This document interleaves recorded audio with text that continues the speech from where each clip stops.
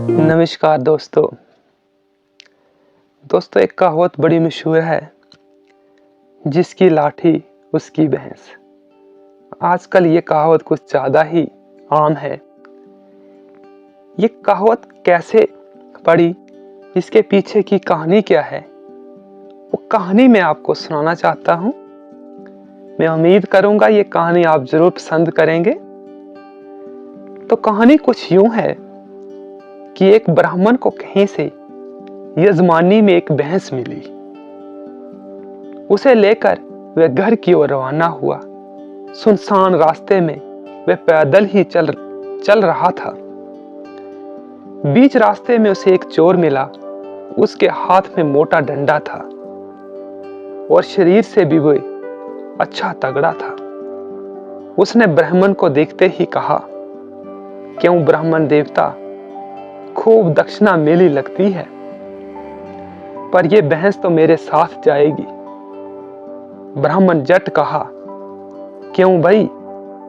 चोर बोला, क्यों क्या, जो कह दिया सो करो।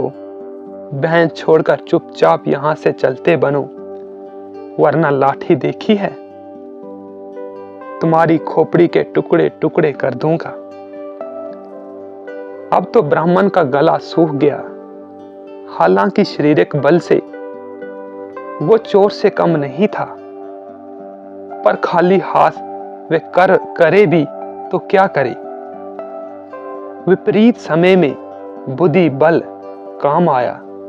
ब्राह्मण बोला, ठीक है भाई, भैंस भले ही ले लो, पर ब्राह्मण की चीज यूं छीन लेने से तुम्हें पाप लगेगा। बदले में कुछ देकर भैंस लेते तो पाप से बच जाते। चोर बोला, यहां मेरे पास देने को धरा क्या है? ब्राह्मण ने झट कहा, अरे कुछ नहीं सही, लाठी देकर भैंस का बदला कर लो। चोर ने खुश होकर लाठी ब्राह्मण को पकड़ा दी और भैंस पर दोनों हाथ रखकर खड़ा हो गया।